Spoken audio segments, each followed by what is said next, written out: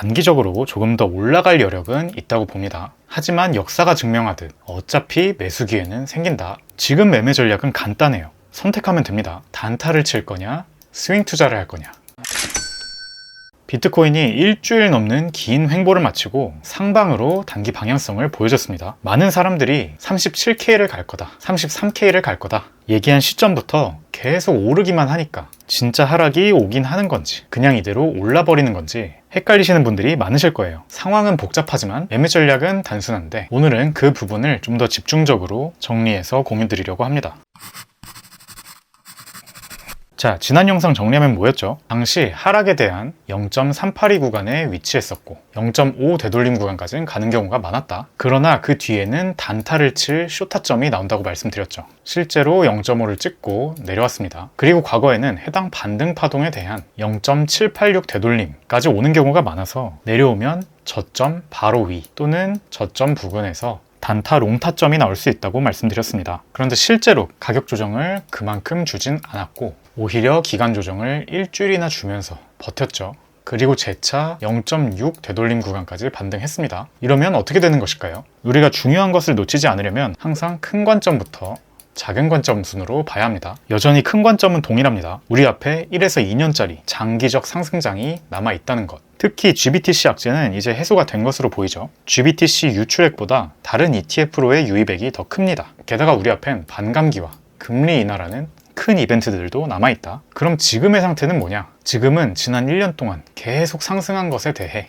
최소 한 달에서 두 달 정도 조정 주는 기간이다. 그래서 길게 보는 사람은 지금 급할 것이 없다. 또 바로 고점을 뚫는 무빙보단 다시 저점 부근 또는 그 이하로 내려가는 경우도 많았으니 이번에도 그렇게 되든지 아니면 사람들이 전부 다 하락을 예상하니까 역으로 저점 갱신을 안 하고 그냥 기간 조정으로 조정을 끝내버리든 어쨌든 49K 고점을 뚫기 전까지는 횡보 조정장으로 볼 계획입니다. 언제쯤이면 고점을 뚫는다고 미리 예상해 볼 수 있을까? 첫 번째 기준은 지난 영상에서 말씀드렸던 것처럼 0.786 구간 위에서 이런 식으로 계속 버텨주면 고점을 뚫으러 갈 가능성이 높다고 말씀드렸고요. 그럴 경우에는 그때 미리 매수하는 게 아니라 지켜보면서 예상하다가 고점을 실제로 뚫는 순간 마이너스 1% 정도 밑에 손절 걸어두고 매수 들어가면 된다. 두 번째로 조금 더 일찍 파악해 볼 수 있는 방법이 있습니다. 이번뿐만이 아니고 앞으로도 되게 중요한 내용이니까 잘 기억해 두세요. 만약에 이번 반등 파동이 이 언저리에서 끝이 나고 다시 반등에 대한 0.5 이하로 내려가 준다면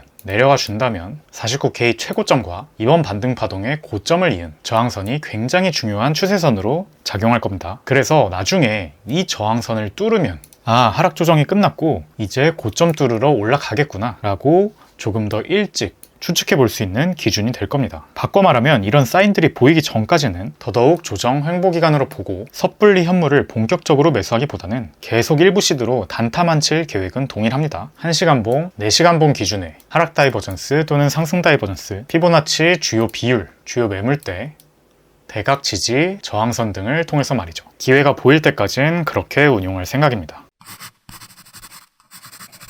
지금 제일 중요한 건 내가 몇 주에서 몇 달 단위의 스윙 투자를 하느냐 아니면 몇 시간에서 며칠 단위의 단타 투자를 하느냐입니다. 먼저 나는 스윙 투자를 하고 싶다. 그러면 우선순위는 조금 더 시간을 가지고 기다리더라도 저점 부근까지 또는 그 이하로 내려오길 기다리는 것이 첫 번째겠고요. 플랜 B로 만약 가격이 기간 조정만 주고 가격 조정을 저점 부분까지 충분히 안 주고 다시 올라가는 경우가 발생해버리면 앞서 말씀드린 두 가지 기준을 따르자. 즉 형성되게 될 어딘가 고점을 이은 저항선을 돌파할 때 리테스트에 진입을 해보거나 아니면 좀 더 맘 편히 지켜보다가 고점을 뚫을 때 본격적으로 들어가는 게 더 안전하다고 봅니다. 지금 이 구간에 10%에서 20% 정도의 상승은 포기하더라도 말이죠. 왜냐하면 48K대가 몇 달 전부터 말씀드렸던 것처럼 상승장으로 가는 거의 마지막 저항 매물대이기 때문이에요. 저항 맞고 내려오기까지 했으니까 지금으로서는 더더욱 유의미한 저항 구간으로 보는 것이 맞겠죠. 다음으로 나는 스윙이 아니라 당장 그 전에 단타 단타라도 좀 치고 싶다. 그러면 어제부터 올라온 이 상승 파동이 한번 내려갔다가 다시 올라와서 4시간 본 기준의 하락 다이버전스를 만들어주는 모습이 보일 때 유의미한 조정이 나올 확률이 높다고 보고 있고요. 아직은 이러한 하락 다이버전스는 없으니 그만큼 단기적인 상승 여력은 남아있다는 의미이겠죠. 혹시 더 짧게